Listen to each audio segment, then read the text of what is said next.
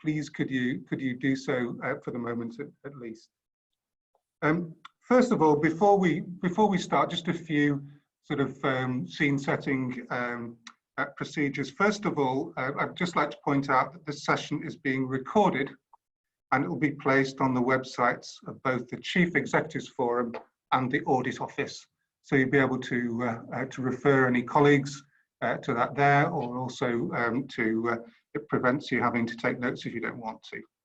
So I know there's a kind of supreme irony to being invited to a session on raising concerns and to be immediately muted.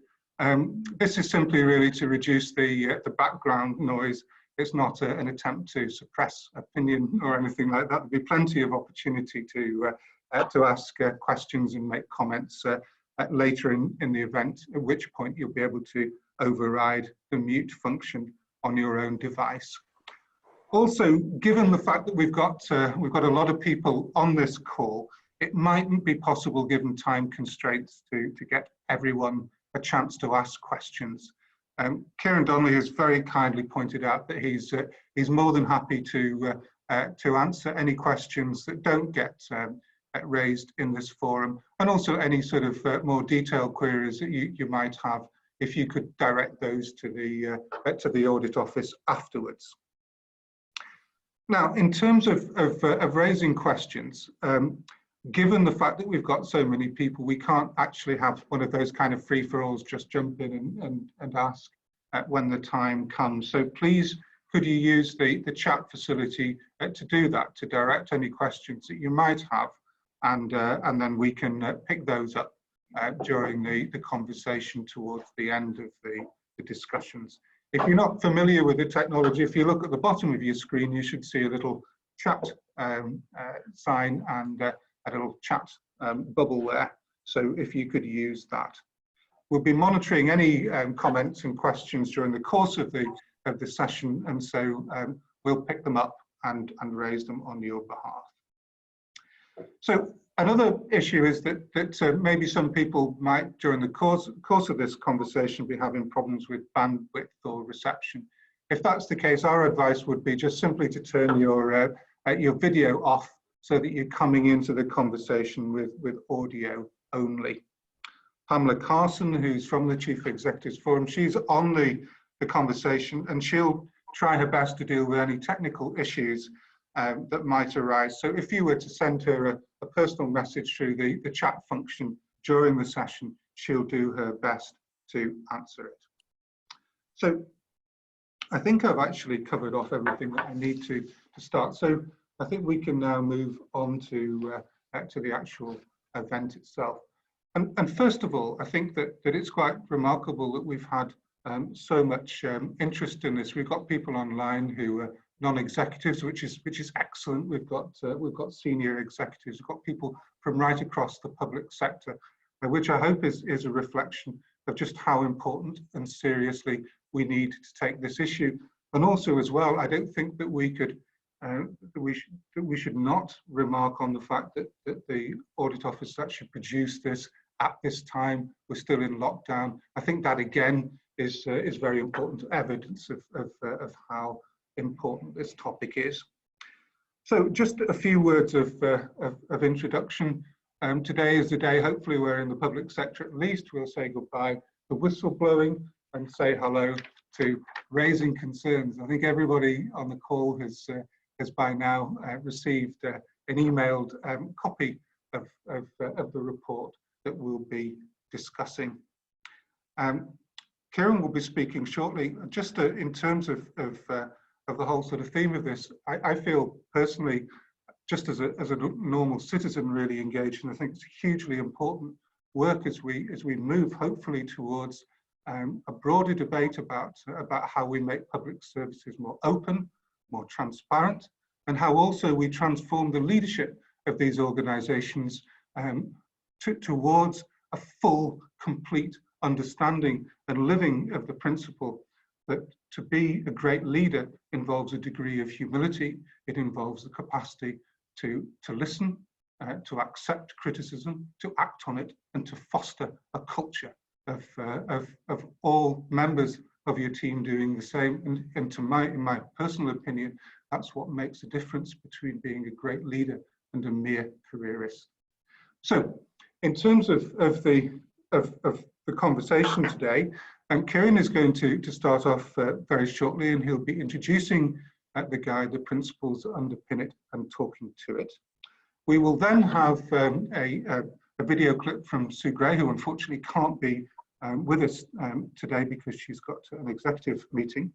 We will then, we're delighted to have Henrietta Hughes, who's a National Guardian for the NHS, with us today, and Nicole Lappin, who combines being chair of the Northern Ireland Ambulance Service with being Chief Commissioner to the Board of the Charity Commission for Northern Ireland, who will be an expert on governance.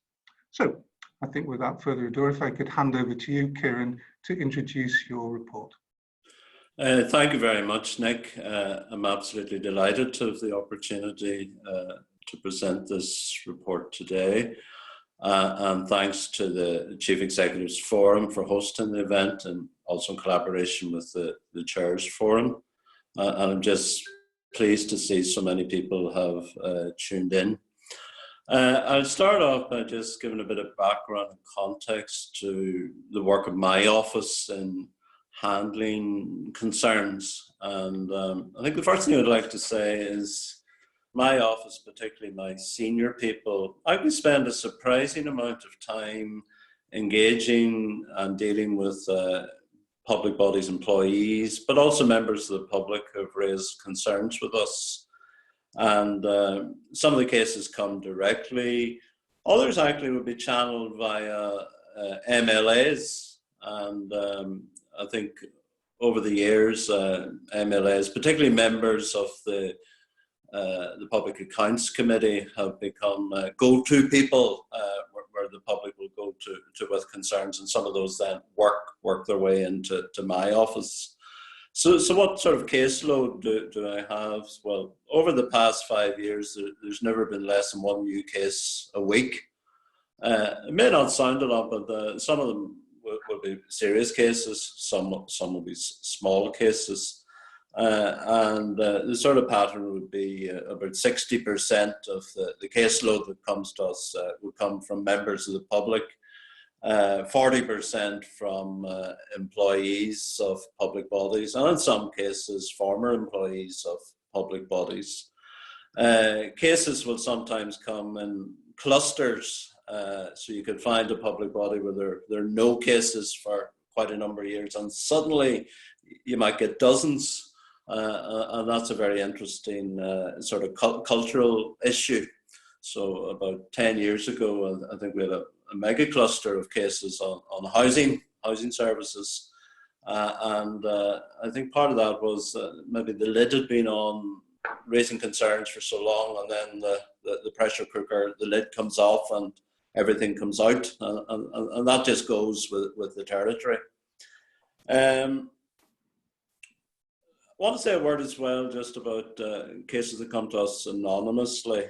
And I just yesterday was looking through our caseload, and if the last 300 cases that have come to us, about 15 to 20% would be anonymous. And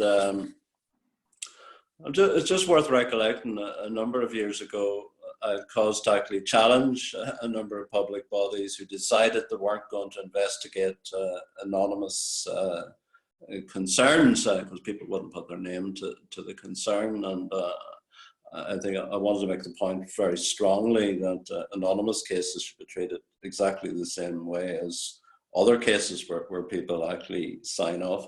Thankfully, I haven't had any cases like that in this last 5 years.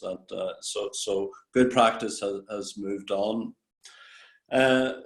Some of the most important high impact reports that my office has produced over the past 10 years have actually been triggered by high grade intelligence from anonymous sources.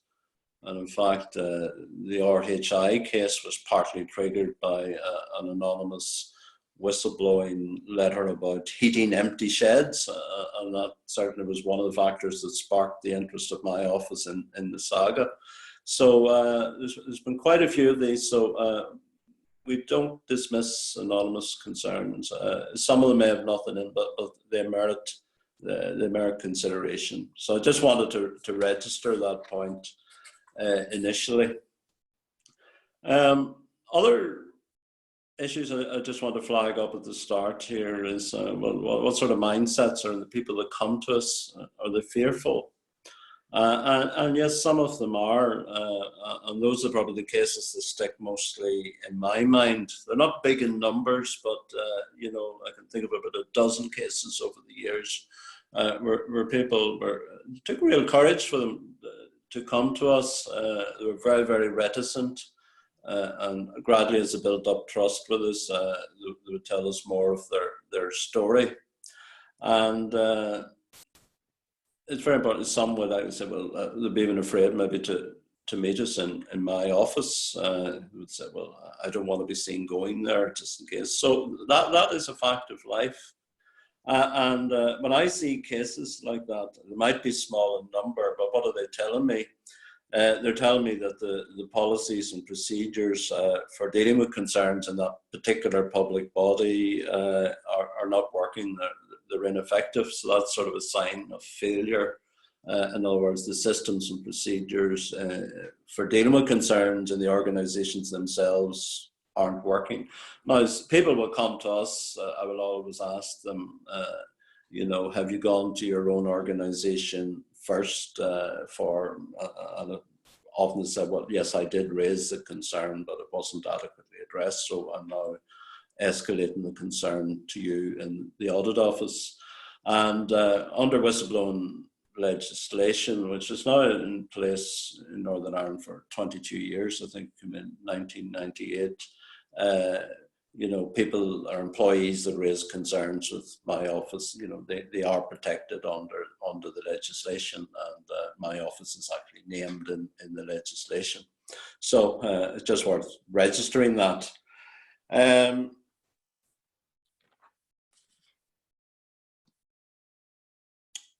Today, I think most public bodies will have very detailed procedures on how to deal with concerns. In the past, sometimes people would have come to me and said, I didn't know about my organization's whistleblowing policy. So in other words, there were procedures, but they were hidden away somewhere, and they weren't that visible maybe to frontline staff. So there is an important point about policies and procedures being visible and people actually know about them. But I suppose one of my key messages for today is you can have all the policies and procedures in the world, but if the organizational culture for dealing with concerns isn't right, it's just a waste of paper. And I've seen that in so many times. So on the surface, the procedures look fine, but where they've been ineffective because the culture isn't right, and I'll come on to that in a moment. So why did I feel the need to do a guide? I am quite passionate about this, that it's important really to get good practice thinking out there. And we had a guide 5-6 years ago, and as Nick has already said, the title was Whistleblowing. The title of this guide, the language has changed. It's not raising concerns. I think good practice thinking has evolved and moved quite a lot in recent years. There's a lot of negative connotations around the word whistleblowing. In other words, to be a whistleblower can be seen as a big deal, when raising concerns just should be a normal part of business. I suppose in Northern Ireland sometimes it can be equated to tout culture. You're actually letting the side down if you come out. So I think the language is very important that we get that right. So it was a conscious decision to change language. The other big reason for coming back to this was that our earlier guide was very, very focused on, I suppose, employees as opposed to members of the public. And this time around, the audience for the guide isn't just employees and leadership teams and boards, but also people out there in the public. So accompanied with the guide is a leaflet for members of the public, so they know where to go to if they have concerns that are not being addressed, and that's on our website from today. And finally, the big reason for getting into this again now is the focus on the cultural side rather than the process and procedures, which we dealt with the last time in the guide. Now, on culture, what are the big cultural messages in the guide? And they're quite simple, but on the surface. So really what we're saying is public bodies need to instill a culture where employees have the confidence to raise concerns openly, a culture where there's active listening when concerns are raised, and a culture where those who speak up are looked after and protected. That may sound very simple, and lots of public bodies and senior leadership teams will say, well, I know our culture is okay, but that might be based on assumptions. And I think the key thing I'm suggesting, well, test your culture in these areas. So I've often come across senior teams and public bodies that are actually quite shocked when concerns actually surface that they didn't, they did, they got maybe an eye-opener that the culture wasn't actually what they thought it was. So, and I think the only way really to test the culture is through surveys. So where staff are actually asked the very direct questions about the culture. I suppose what we're saying in the guide then, it's up to senior leadership teams and boards as well to actually promote that culture, test that culture, and have an action plan to take remedial action if the culture isn't right. And sometimes it could be a long haul because culture doesn't change overnight, and it's something that senior teams and boards will need to come back to. I think the other big thing in culture is, and I'll say it again, I've said it earlier, is that raising concerns should be a normal, routine part of business. And sometimes when organizations start to open up, you get more concerns raised. That could be a sign of success rather than a sign of failure.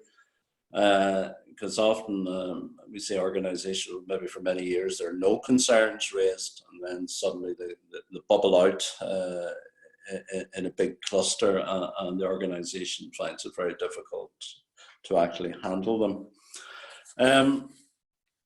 So what are we advocating here in terms of action? And one of the things I'm really taken with is the excellent work that Henrietta Hughes is doing across in London, England, in terms of strengthening the whole concept of speak up champions. And I think we could take a leaf out of that book and actually have, particularly for our bigger organization, to have raising concern champions, go-to people in the front line are confident that they could talk to, people with the right skills to actually escalate concerns as high as they need to be escalated, and not necessarily to the chief executive or to the board or outside the organization.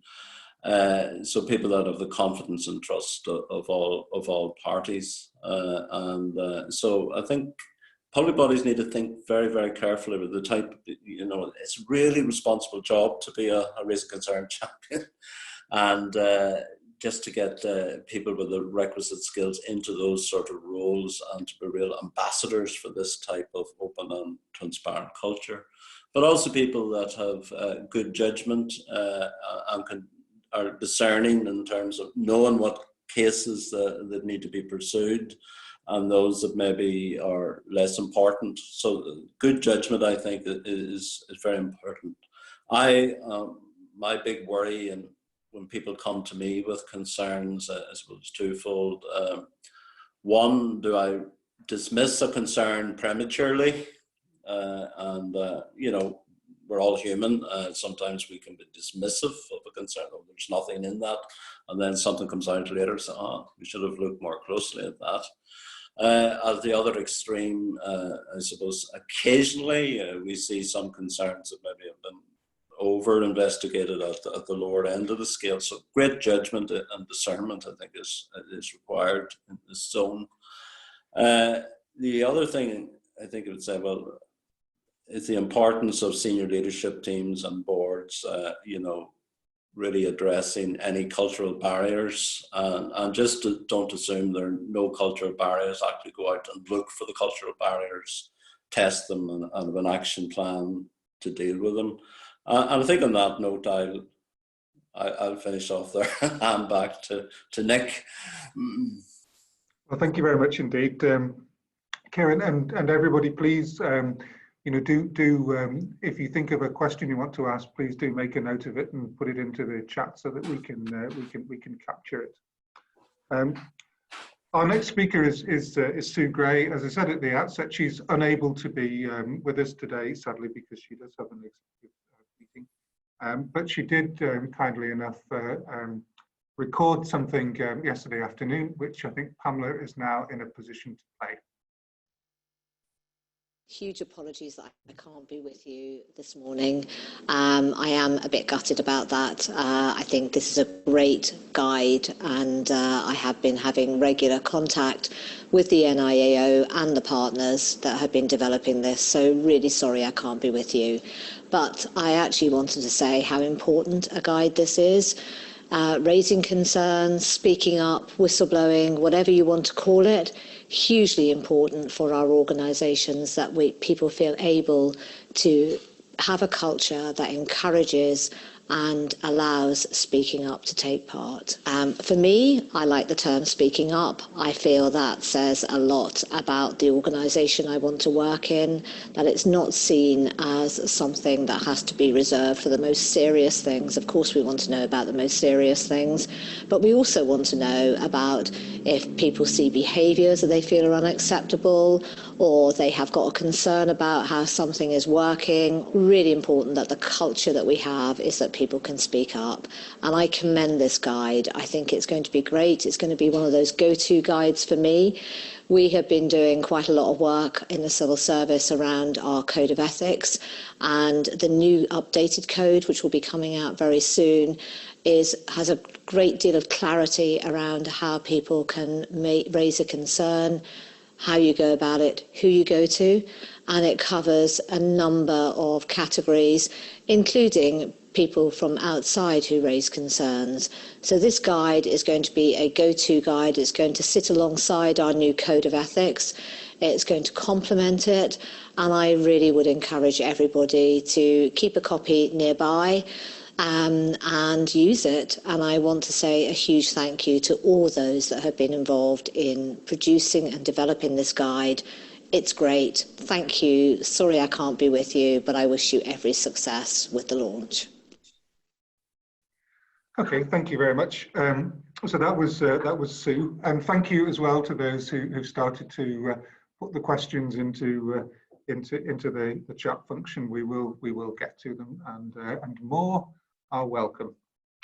So you would have heard during Kieran's remarks him talking quite fulsomely about Dr. Henrietta Hughes's his work as National Guardian for the NHS, and also the support that she gives to the Speak Up Guardians in England.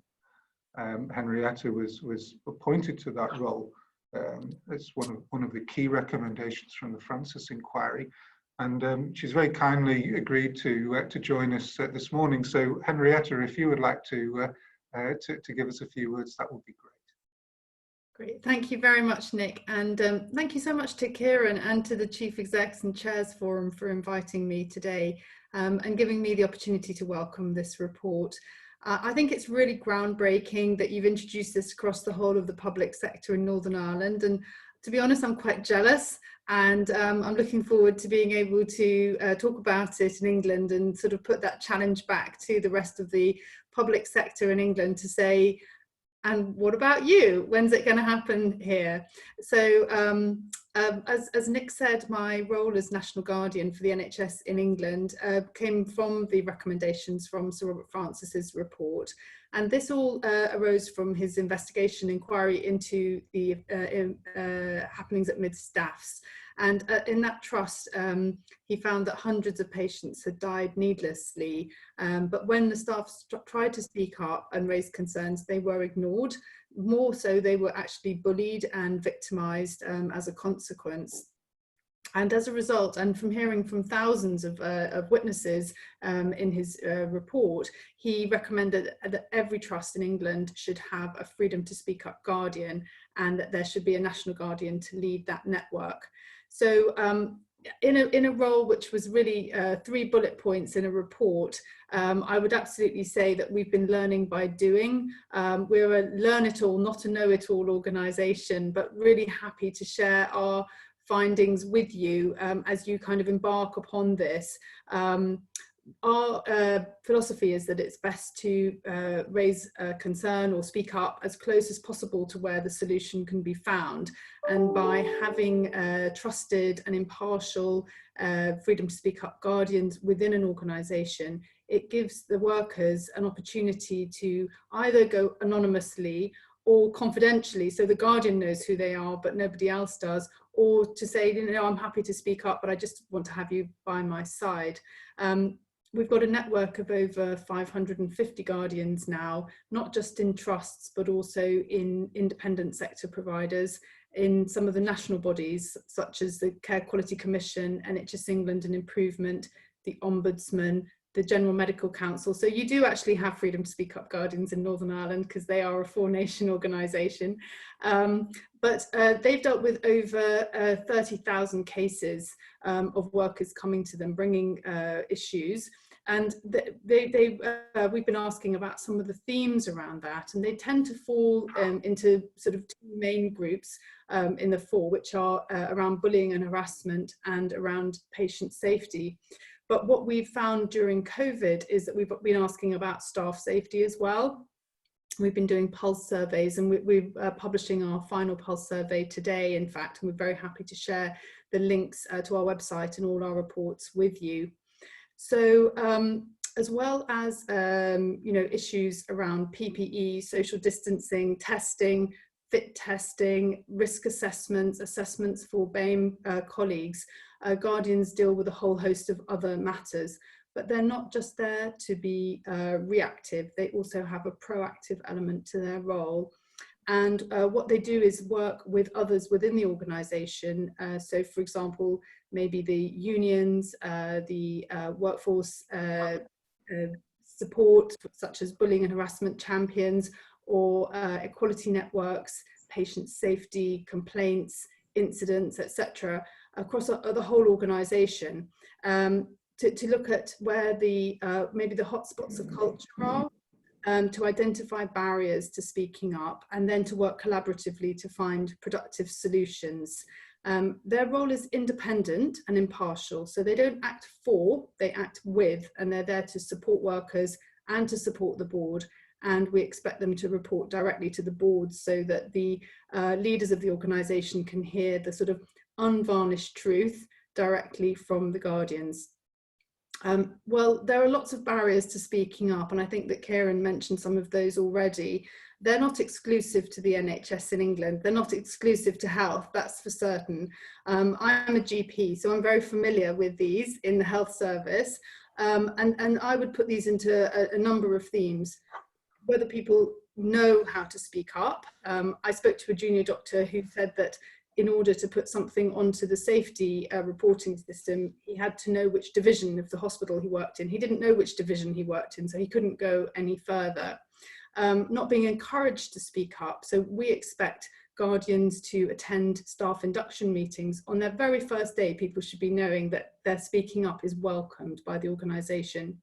Conflicts of interest, and conflicts of interest abound, and in smaller organisations they can be a particular issue. We've come across some rather extraordinary conflicts of interest. In one trust where we did a case review, a manager was instructed to investigate their own conduct. which they did, and they were perfectly satisfied with the outcome. I mean, that's an extreme example, but I think it gives you an idea of some of the custom and practice that we're up against.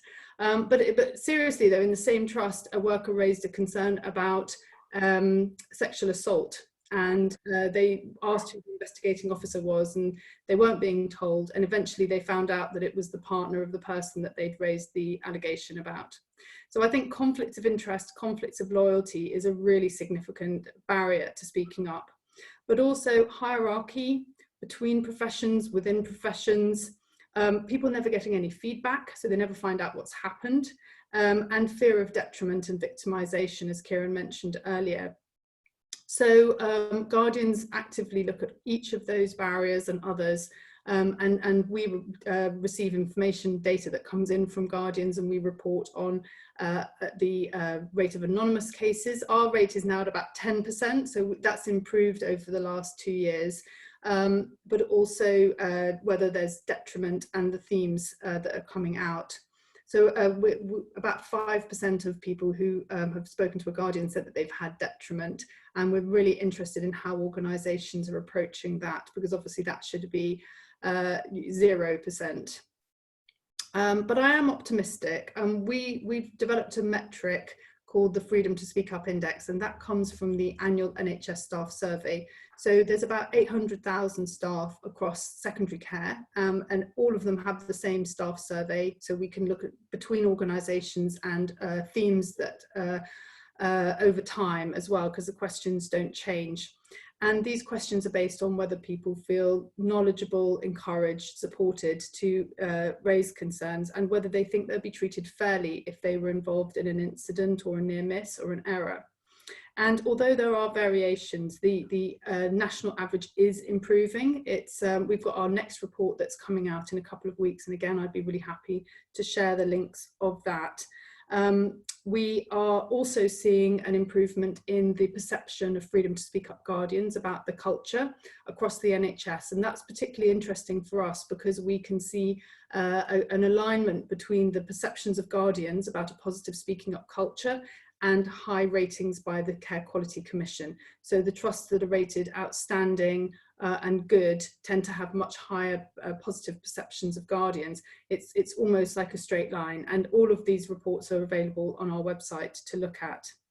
The trusts who've done particularly well in the Freedom to Speak Up Index, they've put the energy into that, the focus is there, and they've said that you get the culture right, then safety follows, then the money follows. And I think that's relevant for all different types of industries. And certainly, you know, when I speak to the other sectors, I was speaking to Deutsche Bank, they also find that when the you know, the feedback culture is positive, then that has other positive impacts as well. So I think there's something that's generally not specific to health. This is a general points that we can take.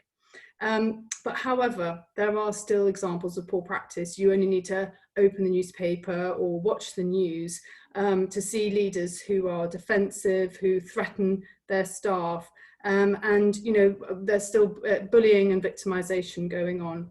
So I do believe that we've made some progress, but there's a long way to go, and it's only by working with partners within health, outside England like today, that we're able to really get that learning and share that across the system so that we can all see that things are better.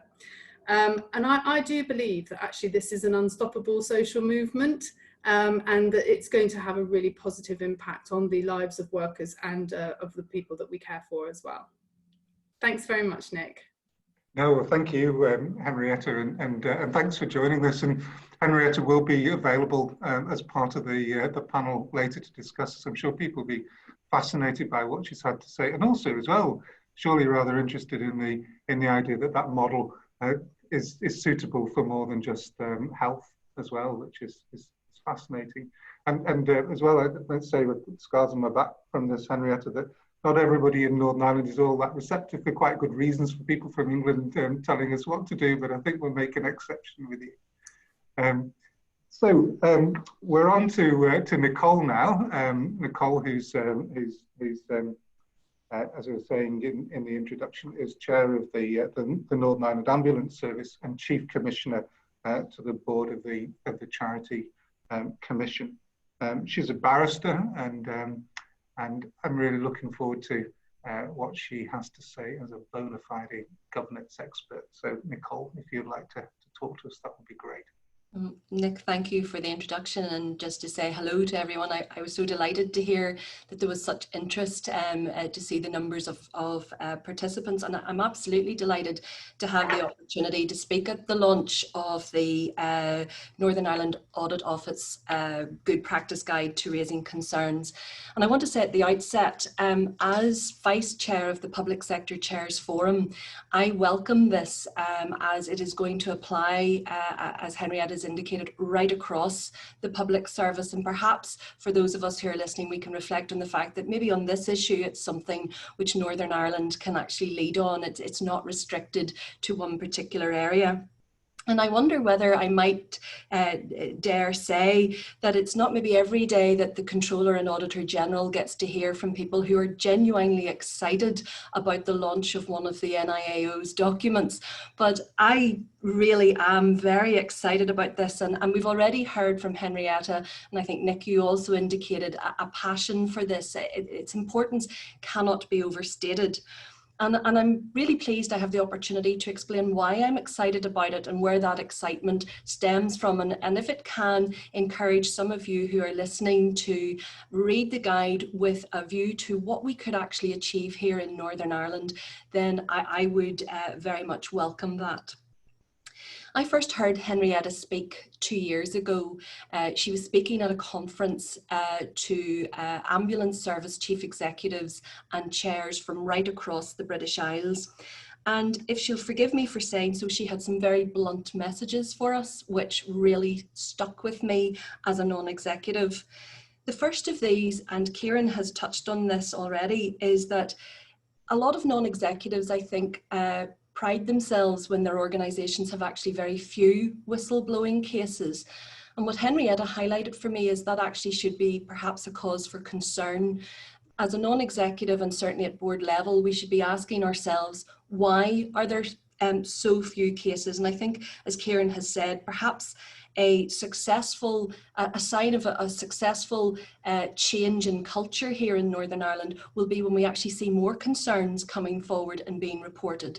Now, obviously, as a board, we would have to bear in mind that if you have a glut of them, there may be something else going on, but certainly we shouldn't be complacent about 1 or 2 whistleblowing concerns. The second message, and Henrietta has touched on this, is the correlation which she demonstrates, which exists between high-performing organisations in GB and those whose culture appear to encourage and welcome speaking up or raising concerns as we're approaching it here in Northern Ireland. And if you'll indulge me just for a moment, I want to share some facts actually from the National Guardian's Office annual report from 2019, and Henrietta has already referred to, I think there's a new report will be coming out. I was struck by the fact that in outstanding organisations, there was one of the statements which respondents were asked to give their verdict on was, my organisation has a positive culture of speaking up. And in relation to outstanding organisations, 82% of respondents either agreed or strongly agreed with that statement. What's very stark is when you compare that with the respondents for those who are working in organisations rated as inadequate, and these are ratings given by the CQC, the equivalent of our RQIA, and that was 36%. So it was 82% in outstanding organisations say that the organisation has a positive culture of speaking up, compared with 36% of respondents in inadequate organisations. The second statement which strikes me is that speaking up is taken seriously in my organisation. Again, in relation to outstanding organisations, 91% of respondents either agree or strongly agree, and that's to be compared with just over half in an inadequate organisation. And for me, as the chair of 2 boards, it's really vital for me to understand this correlation. It's one that really struck me, as I said, when I first heard Henrietta speak about it. One of the key messages in the Good Practice Guide, when you have the opportunity to look at it, is that organisations should strive to establish a culture in which raising concerns is regarded as natural and routine.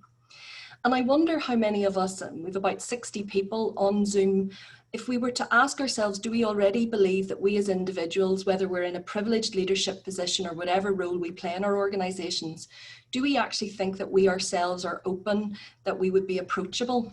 And I would like to think that many of us probably do think that. But when I had to reflect on that, the proof's in the pudding, and it's in the numbers of concerns that are actually brought to our attention. And if we reflect that our organisations perhaps don't have a high number of concerns being brought to us, then perhaps we're not as open or as approachable in our practice as we like to think we are in theory. At the end of the day, if we were as open as we might think we are, we wouldn't need this guide today, if I can be as bold and cheeky to say that. One of the other messages which struck me in the guide was, and it relates to strong and visible leadership, and this ties in with the cultural work that I know Kieran really wants to emphasise. And the message is that if senior managers and board members have a presence across an organisation and speak with staff informally on a regular basis, they are better placed to influence the culture, encourage openness, and get a better understanding of the issues which are important to staff. Now, clearly that's a challenge in the current circumstances as presented by COVID, but that doesn't mean to say that we shouldn't try to overcome them. I firmly believe that visible leadership is really important, and there are ways around that. We're all engaged on Zoom here, and where it's appropriate within our organisations to have socially distanced meetings, we shouldn't let go of the opportunities that are presented to us to encourage openness wherever that happens. Why am I excited about this? So I mentioned being excited, and forgive me if on Zoom I can't come across as excited as I actually am, but the report itself highlights the benefits of raising concerns, and you'll see those on page 28. You don't need me to read them out for you. But when I looked at those, and you know, there's some big ticket items in there about maintaining positive corporate reputations. It was actually the risks part of that that really struck me. And there's one in particular as a chair of public sector organisations that resonates with me. And it's that if we don't do this, if we don't get this right, then we risk a decline in public confidence in our own organisations, and that permeates right across the public sector. And I think if we reflect on that, given our respective positions and the people who are involved with that, I think we can see we need to ensure that the actions we take will actually improve and maintain public confidence. So that is why that is particularly important to me. So if I'm not doing that, if I think I'm open, if I think I'm approachable, what does that mean for me as the chair of boards and as a non-executive member elsewhere? Well, I think we have brilliant opportunities in Northern Ireland through the various mechanisms available to us. I've mentioned I'm the Vice Chair of the Public Sector Chairs Forum. This event is being hosted by the Chief Executives Forum. I'm aware that we have with us today at least one chair of a departmental audit committee, and I know the work that's being done there to engage with the chairs of the audit committees of ALBs. So we have opportunities to share good practice. When we discover things that are working, we shouldn't just keep them to ourselves. We should share with each other, because this report isn't just aimed at one part of the public service, it's aimed right across the board. And Henrietta has already very generously indicated her support for what we're doing and her support through being able to share with us the learning that they've had in England, and where perhaps we can take advantages of learning about things that they've done that we might do differently to have an even better outcome. Again, I've been cheeky now twice, I think, in suggesting that, in making some suggestions. But I do think it's really important that we find ways to share good practice as leaders. But the final thing that I want to say is that, and again, as in my role at the Public Sector Chairs Forum, I very much welcome the recommendations encouraging the general public to raise concerns. I think this is a very important part of this guide which shouldn't be missed.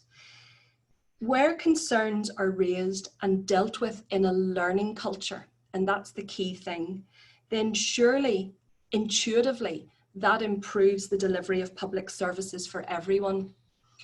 I know I want to lead outstanding organisations. I don't want to lead mediocre or anything less.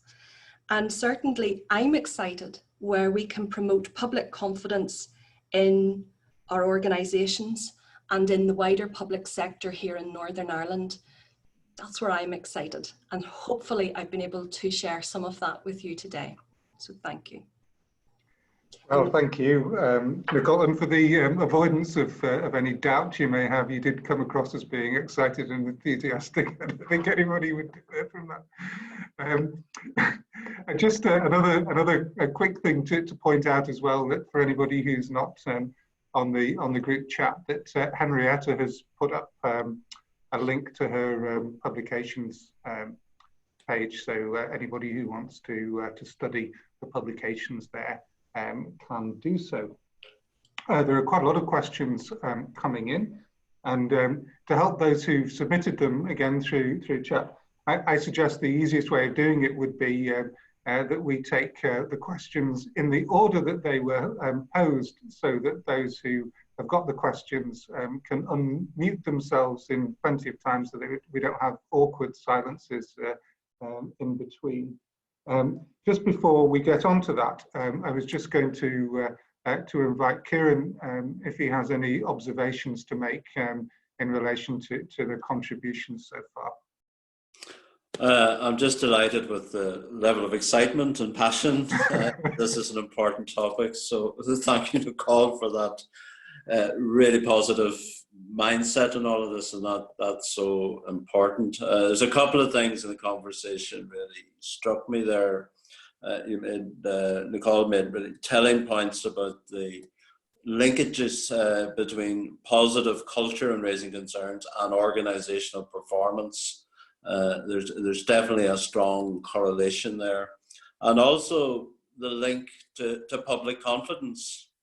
The vision for my organization is to actually strengthen confidence in public services, and there is a link here, because if we don't get all of these things right, there's a potential adverse effect on confidence in our public institutions. So it's so important.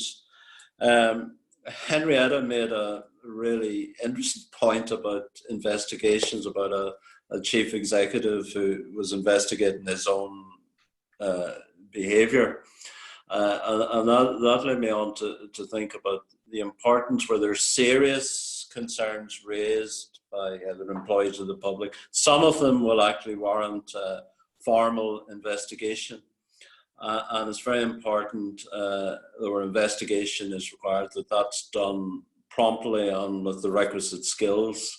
In my work over a long number of years, yes, concerns have been raised, and sometimes the investigation side hasn't sort of lived up to expectations. But I think that has been strengthened over our public service in recent times. So we need proportionate investigation, but proper investigation where the concerns are at the more serious end of the table. And it's back to Henrietta's point, the importance of independent investigation. And I think in my work, where things have fallen down in some public bodies is, yes, concerns were actually raised by members of the public, but they were left in the business unit that was actually dealing with the issue in the first place, rather than going to someone independent to actually have a more objective look at them. So independent investigation is very, very important here, and I just wanted to just add to that point. Thank you very much, Kieran. And just one final thing I must mention, because I've heard two senior leaders saying the same thing today that I've felt for a long time and never heard anybody else say before, which I think personally is really exciting. And there's this notion that actually there are circumstances in which in which if you get more complaints and more concerns raised, that's a good thing rather than a bad thing. And for that, I would cite the case of Oxfam, where a safeguarding officer was appointed who thought his job was to safeguard young children, but his board thought his job was to safeguard the reputation of the organisation. And in the case of those sort of overseas aid charities, obviously the more complaints, the more concerns that are raised, the healthier those organisations become. I just hope there's some way of convincing colleagues in corporate communications and elsewhere that this is a good and healthy thing, and there's a good way of communicating it as well. So, questions? Yes, of course. What we'll do is that we'll take these in order that they were made, and if the questioners, please do feel free to ask supplementaries, and also to indicate who you would most like to answer them. So if we could start with Andrea Orr. Hi there, Andrea Orr, Department for Communities. My question was really for Kieran, and it was really around the Speak Up Champions and whether what his view is in terms of the numbers across an organisation, or whether it's a single unitary role. No, it's a very good question, Andrea. Certainly for the bigger organisations, there's probably scope for more than one, and at different levels. Now, they don't need to be, I suppose, full-time positions. People can do them with other roles, so there's no hard and fast model. But I think it's important then that at least some of the Speak Up champions are not necessarily at the top of the organisation, that maybe further down, that people are comfortable. People may not be comfortable going to senior management, but could be very comfortable going to someone that they're more in tune with further down the organisation. So I don't think there's any one model. I think it's something for all parts of the public service to consider what actually works for them. I know Henrietta may have something to say about different models in GB. What do you find that actually works best? So what we found is that there, again, lots of different models, and one thing that's really important to consider is potential conflicts of interest. So if you, ideally, the role should be appointed through an open process, not by a tap on the shoulder. And I think the best example I've seen of this was where an organisation asked their workforce, what do you want from your Freedom Speak Up Guardian? Do you want someone who's ever worked here, never worked here, clinical, non-clinical, full-time, part-time? And the response was that they wanted someone who'd never worked there before, who they didn't mind if they were clinical or non-clinical, and they needed to have protected time to do the role, which I think really matters. But if you have one person doing the role, if they then have line management responsibilities, where are their staff going to go? So you need to consider conflicts in the role. And in our annual report from 2018, we set out some principles of the role, and also from our survey, we've seen that the people who don't have ring-fence time tend to have less confidence that they're doing the role properly, less engagement from the senior management, less opportunity to go to training, and less engagement with the boards as well. So, but if on our website, I mean, we can send out all the links separately, but on our website and from our annual reports, we've done some sort of looking at this, and I think those are the things that really matter. Really helpful. Thank you. Okay, Andrea. So I'm sort of quite conscious that Olwen has a related question, but just for the sake of smoothly operating this, we'll go on, please, to Frances McCandless. Thanks, Nick. Good morning, everyone. And thanks, Kieran and Rodney and the team at the Audit Office. This is a really timely and brilliant and a very accessibly written piece of guidance. If generating lots of external concerns is the sign of a successful organisation, I think the Charity Commission might actually be the most successful organisation in Northern Ireland at the minute, possibly the world, because we are drowning in them, hence my question. And they often stem from our investigative work, which goes down like a lead balloon with the people being investigated and the charities concerned. And so they often come in as complaints and concerns, you know, the investigators are corrupt and the senior managers who oversee them are corrupt and the board are corrupt. So what do we do with that? Where does it go? Does the board investigate itself? Do the staff investigate the board? Does the board investigate the staff? So my question is, it's to Kieran and to everyone really, might we establish some sort of central investigative resource that very small public bodies like ours might access, because this does need to be done properly, it needs to be taken seriously, and we simply can't do it well, I don't think, in our current form and with the resources that are available to us. And under our fraud policy, for example, we do have a service level agreement with our sponsor department's central investigations unit, but those resources aren't always available to us because they're small. And then just finally, a comment. I was really delighted to see on page 29 of the guidance that you mentioned that public services aren't always provided by public bodies. They're often provided by charities. And the guidance says that if a concern is being raised about the delivery of the services, it should be raised with the public body that's responsible for the service. Could I also mention that it should be raised with the Commission as well at a very early stage? And the reason for that is we might have all the other parts of a jigsaw that you have got one part of. And you may be thinking, well, how seriously do we take this? How serious is it? We may be able to say, actually, there's a whole hinterland to that story, and both of us need to be looking at that. So just a comment. Thank you. I'll come in on that. Two really good questions there, Francis. Both the first is around investigative capacity for the smaller organisations. And this is not a new issue.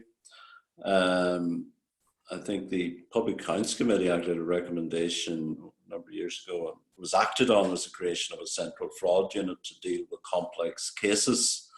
And I think, so let's say if I get a serious complaint about, say, an arm's length body, I'm not an investigator, but I have an interest in making sure that investigation is done properly. In a case like that, I would normally refer to the parent department, but I would have to be satisfied that the department had the necessary capability to actually do the investigation. But if I wasn't, I would be maybe the investigator of last resort. So I have a keen interest in making sure that there is that capacity across the system as a whole.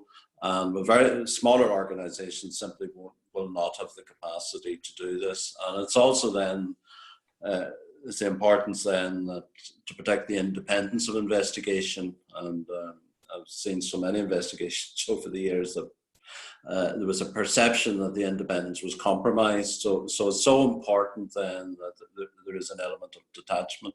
So I'm very sympathetic to the point you make, Francis, on that. The second point is a really, really good one about the charity, and it's not just the charity sector, it's also the private sector, because so much public service today is delivered at arm's length from government. Charities have an important role in delivering public services, and the private sector plays a key role as well.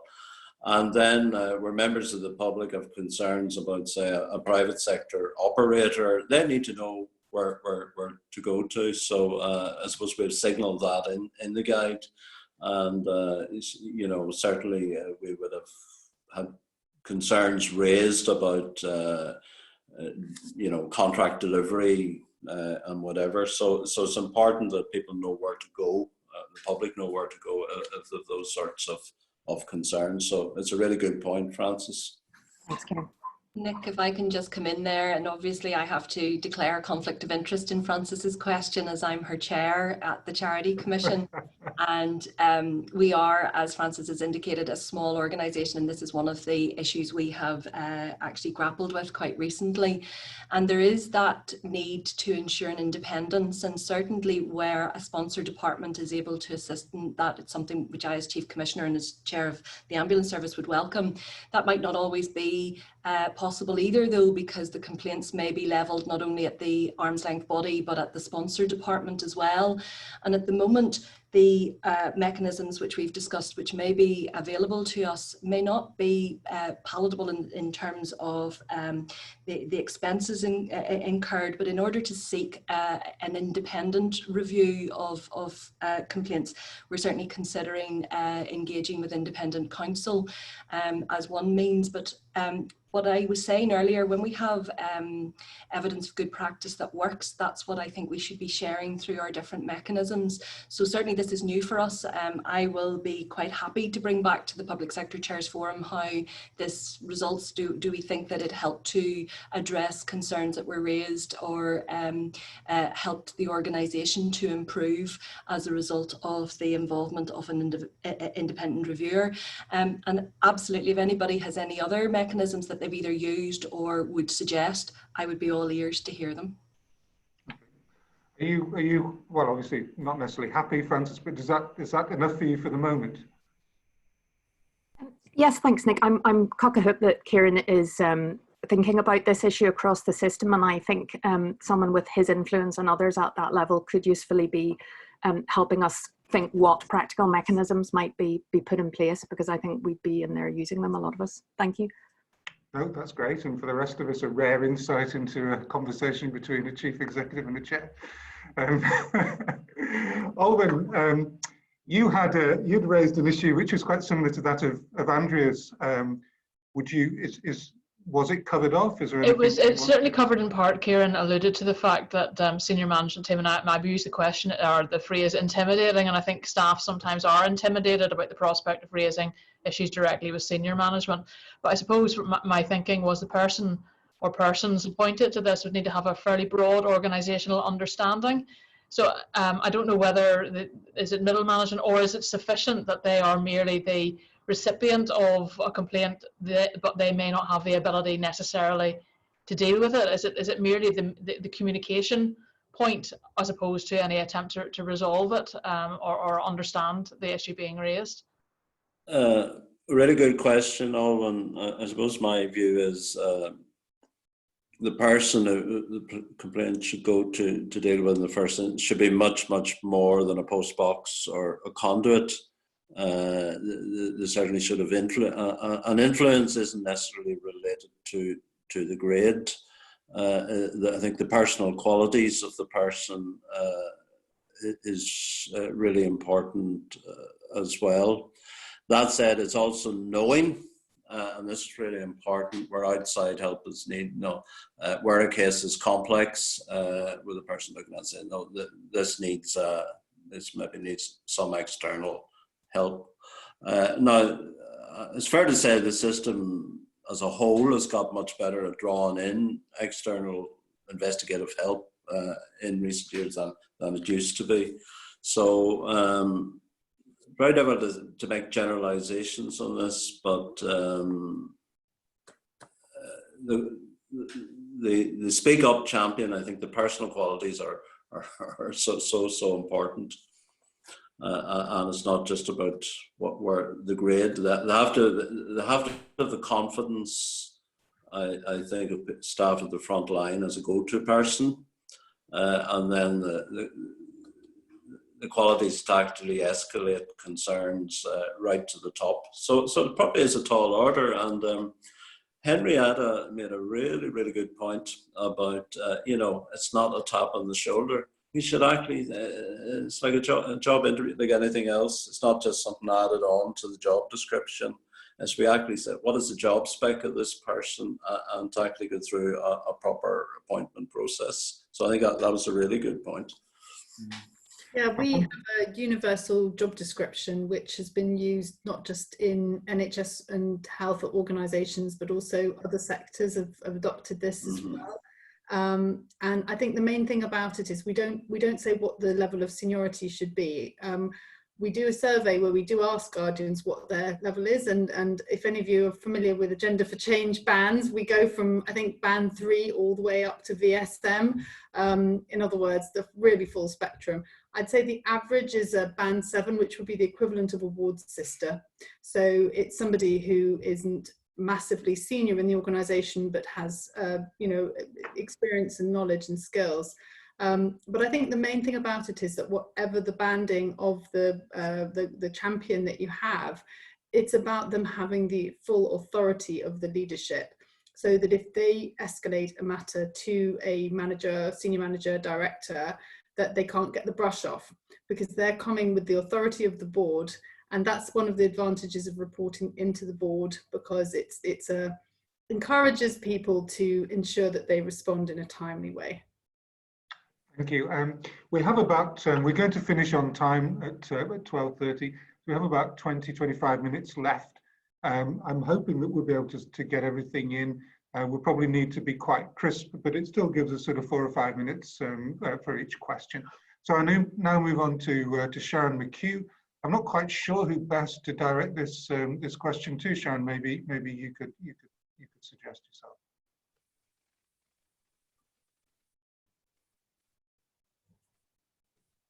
We don't seem to have Sharon on the line for the moment. I think we can come back to her if she wants to indicate through chat she's online.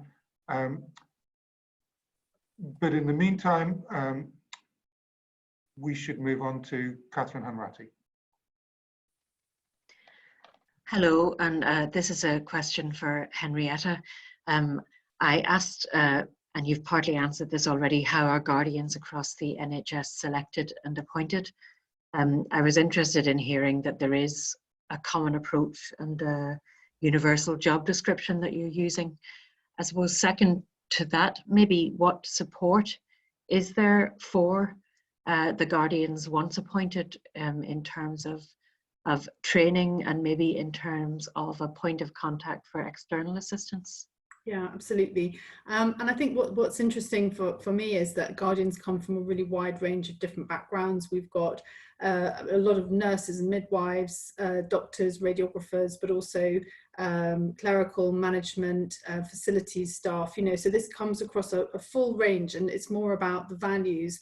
And our values are about courage, impartiality, empathy, and learning. And I think, as you were saying, Kieran, earlier, that it's the values and the behaviours of a guardian that creates that level of trust. So we provide a foundation training for guardians, and then an education and training guide, which sets out the whole job description, and then a sort of levels from sort of beginner to expert. We also have brought guardians together into regional networks. And that's where a lot of, I think that's sort of that confidential space that was mentioned in the previous question as well from Sharon. That's where guardians can actually get together and share the learning in a space where they don't have regulators sitting there with them, and it's a real opportunity for getting that improvement disseminated. We also have a board guidance document for executives and non-executives of trusts, which we've done with the regulator, and that sets out the expectations of board members, but also there needs to be an executive and a non-executive lead for Freedom to Speak Up, and that's the support guardians will have internally. The third level is when if they get stuck and they need help from my office. So we have regular webinars and education, but we also have surgeries, hardly surprising, I think, because I'm a GP, that people can book a surgery and then they get one-to-one support.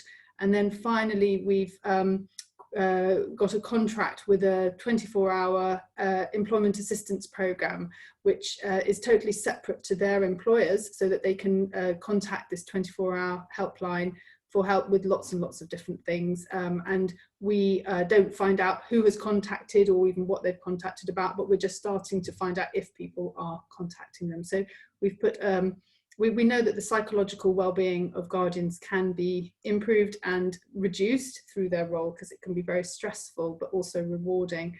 And we know that some organisations have psychology available, etc. So, you know, there's a whole levels of support that we've put into place for them in that role. That's great. Thank you very much. I'm going to briefly go back to Sharon's question, because I think there's a feeling that it's possibly important enough for us not to ignore. For those who are not on charge, who haven't seen it, her question is, As Kieran says, we only know that our raising concerns, whistleblowing processes are working when they are tested. Is there a shared space for organisations to share lessons learned while preserving confidentiality? And Nicole has put a hand up to deal with this one. And thank you, Nick, for that, and Sharon, forgive us because we can't hear you, but we've obviously seen the question. And another conflict I should declare, Sharon was my Director of Finance at the ambulance service, so you're very welcome, Sharon.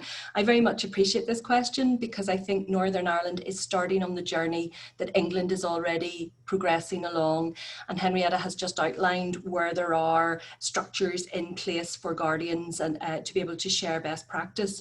But when I was speaking earlier, I've already highlighted that we already have some mechanisms in place. Northern Ireland's a very small place compared to England. So we have a very effective public sector chairs forum where chairs from the public sector meet to discuss issues. We discuss where we can share best practice. And certainly anybody who's listening online who isn't part of that forum, I would encourage you or your chair, if you're a non-executive, to join with us because those things will be made available to you as a non-exec. We have the Chief Executives Forum, which regularly runs best practice sharing events right across the public sector.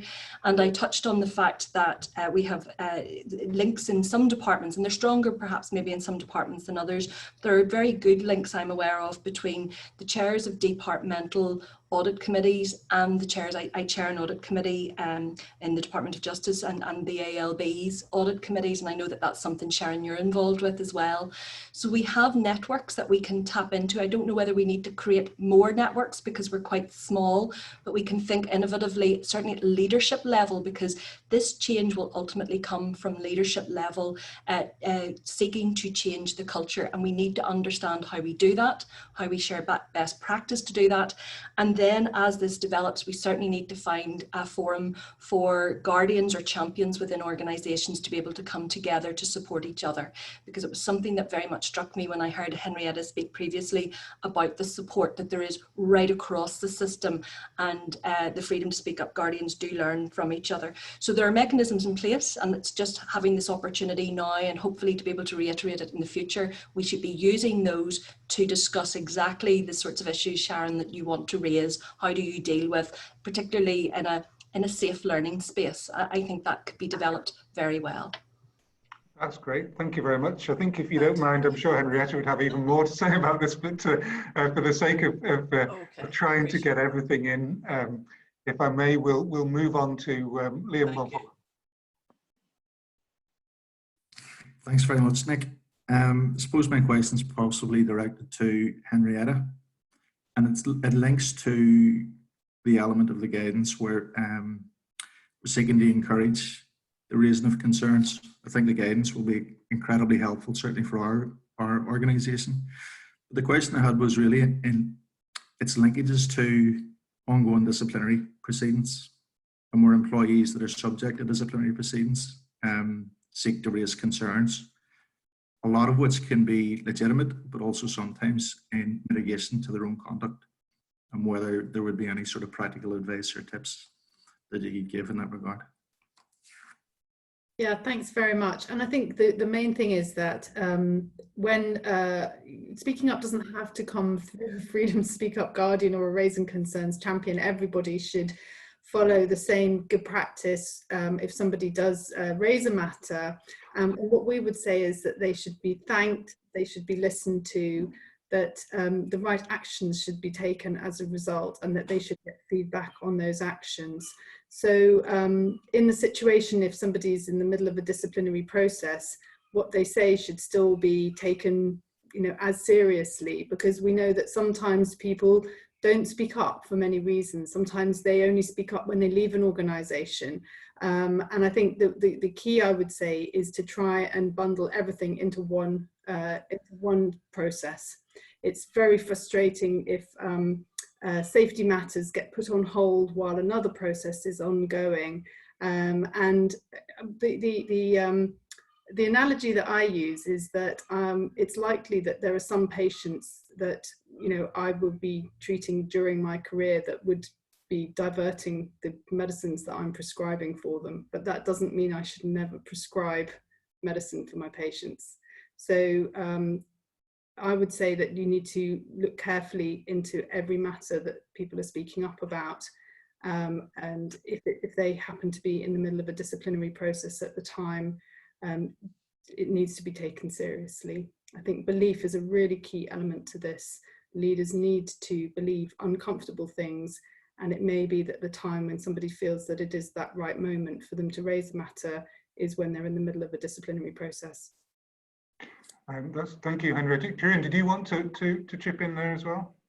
Just to endorse what Henrietta has said, I've seen so many organisations that can get tied up in knots trying to disentangle grievance procedures, disciplinary, and from raising concerns. In our previous guide, we had a very simple message: don't shoot the messenger, and don't be looking too closely at the motivations of the person raising the concerns. Yes, there may be a disciplinary issue. The person raising the concern may not have been promoted. All sorts of things, so it's look at the message, what they're saying, rather than the messenger, and I think that still holds through. I also agree with Henrietta that then if you try to run separate processes on these, everything just gets clogged up and tangled. So it can be very, very messy when there's overlaps between grievances, disciplinary, and raising concerns. But just because there is a discipline doesn't mean the concerns aren't valid and they shouldn't be dismissed because of that. I think that's the core message. Thank you very much, Kieran. And yep. we will move on if that's okay. We've got two more questions, and I think just about enough time. Our next question is from John Edmund, which actually is a really fascinating question, which goes right to the heart of governance. John? Nick, you've already, I think, picked up on one of the issues, and that's the communications issue. For an individual to take what is for them a very serious step to raise a complaint, they've got to believe that raising that complaint will have some impact. And while things like RHI and the Oxfam investigation have been important in saying that organisations will be challenged, they are, for many individuals at the level that they stand, much too high level for them to be encouraged to take that radical step. So communicating the small things, I think, is much more important than communicating the big things, because it's real. The second point is related to that, and I suppose it's about independence. Boards are almost always dominated by their senior management teams, in the sense that the only place that the board gets information very often, not always, but very often, is from the senior management team. So how do you ensure independence? I consulted across these two islands in both jurisdictions and for a multiplicity of American corporates. And the only thing that I am certain is I have rarely entered into a consulting assignment where somebody commissioning that assignment hasn't attempted at some point to tell me what the answer is before I've done the work. And the whitewash is alive and well in the Northern Ireland public sector. And I could give you specific examples if you really wanted me to, but I won't. I have two particular concerns that bring this home to me. Two individuals that I know of, one of whom had a serious mental collapse as a result of their employment because of the way they were treated and the way they were treated having attempted to raise a complaint. And another who was so devalued by the whole process that after they had left the public sector, they didn't believe that they were good enough to have another job anywhere. And it took months for that individual. and a very encouraging new employer, very supportive new employer to bring back any level of self-confidence. That is the worst downside of this whole issue for me. So independence and the right level of communication on the right subject is critical. If you look at it at all, I realise this is going on a bit. If the board won't make the change, who will make the change? The only place we have often left to go is the department. But departments aren't often very willing to be challenged about things that they are supervising that have gone wrong. So it's not an easy process. John, thanks very much for raising that. I mean, very powerful point. It wasn't really a question. I don't think. I think it was more an expression of deep concern. Perhaps, Kieran, would you like to briefly respond? Yeah, I'm not sure I picked everything up there with the audio, but the general gist, I think John had raised some very interesting points about, wider points about just the interface between senior management and boards, and the fact that boards will get most, if not all, their information from senior management. And yeah, occasionally I've seen boards that have been, I call them, captured.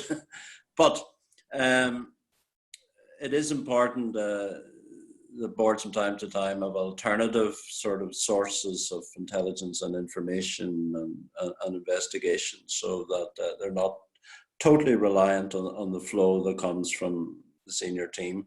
So so endorse that point. Kieran, I'm just going to, if I may, just invite Nicole as well to comment as a given your role, Nicole. Nick, thank you. And John, I think you raise two very important issues, but they're related. You said that it's actually nearly more important to hear about the small things. And if I can just share very briefly how I go about doing that as a chair of two organisations, I go and talk to people. It's not just the senior management that I have conversations with. That requires an involvement of time, and I encourage my non-execs in both organisations to do so. So at the ambulance service, one of the perks of my role whenever we're not faced with COVID is to go on ride-alongs on ambulances with ambulance staff and to spend time in the stations. And I join ambulance crews for 12-hour shifts. That's where I hear what's going on at the front line, and it actually informs me to be able to ask those more critical questions at the board level.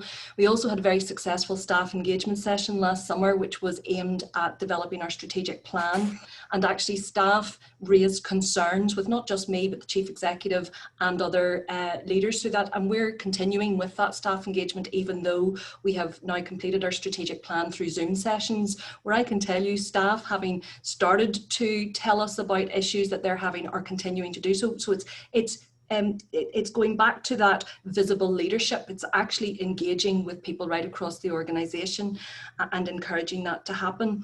And as for being dominated by a senior management team, I've got one chief executive on the call, so I know that she certainly wouldn't agree with that version that I or any of my board at the Charity Commission would be dominated. And it is for the chair of an organisation to ensure that her board or his board is not dominated by the senior management team. And you simply do that by speaking to people outside of that if that's necessary, and it should be part of normal practice anyway. So hopefully, John, that explains a little bit of what I do in my practice, and it's that opportunity to share what others do as well through the different mechanisms that I've described. Well, thank you, Nicole, and we won't embarrass Frances by asking her to comment. John, this is such an important topic. I wish there was more time, but unfortunately we're coming to the end, and I'm very concerned to make sure that Jane Humphreys gets her question in quickly, which I think is possibly best directed to Henrietta. Okay, thank you. My question, I was very encouraged to hear Kieran say about how the importance of senior management supporting those people who raise issues, and as John alluded to, it does destroy very good people very quickly, and also deters others to raise concerns. And how that is done, so where senior management don't simply devolve it down to some form of peer support. Yeah, so the Guardian provides support to the person who's speaking up to them throughout the whole process. Their role is not to do the investigation themselves, but to check that the right investigation has been done and escalate and provide the feedback. And so what happens sometimes is that Guardians are supporting individuals for months, you know, and checking in with them and then following up with them after things have been resolved to identify whether there's been any negative impacts, detriment, victimization, etc. And that takes its toll on the Guardians because they're hearing people in distress. But they don't work alone and in isolation. In the best organisations, Guardians work in steering groups with different people from the organisation. They get support from each other as well. So I do think it's something about the support that workers get when they speak up, and for yours as well, it'll be for members of the public and the support that they'll need as well. There's also something about the support that the person speaking up gets, but I would also say the support for leaders, because when you're brought something that's really tricky, that is, you know, a real leadership challenge. So it's almost like it needs to be a support escalator all the way up to Kieran. So Kieran, you're going to have to provide a lot of support to all the people who are supporting everyone else. That's great.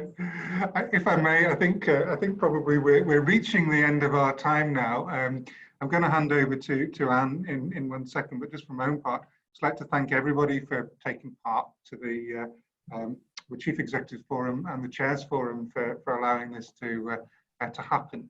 I'm sure that in the fullness of time, Anne would appreciate any comments around this kind of format for doing events. I actually find in some respects it's better than face-to-face, but you know, again, people will have views, and that'll be important to Anne.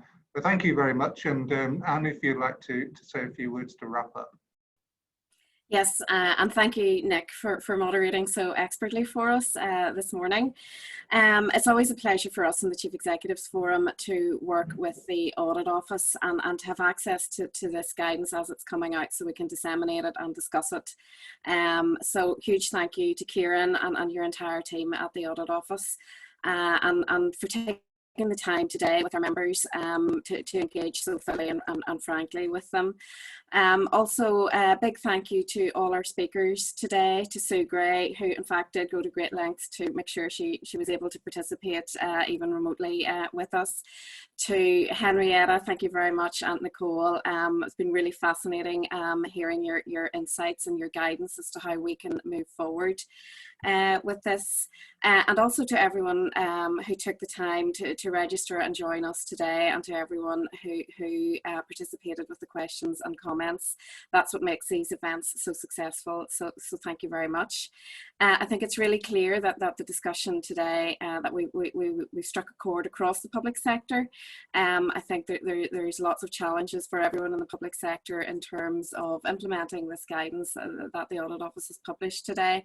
And I think a real consensus that we need to return to this down the line, and certainly I'll commit that the Chief Executives Forum, working as always with the Chairs Forum, we will return to this down the line, and just to find out how people are getting on with it, to identify the good practice and the lessons learned. So I'm going to wrap it up there. Thank you all very much for being with us today, and we will stay in touch. Stay tuned for the future events. Thank you very much.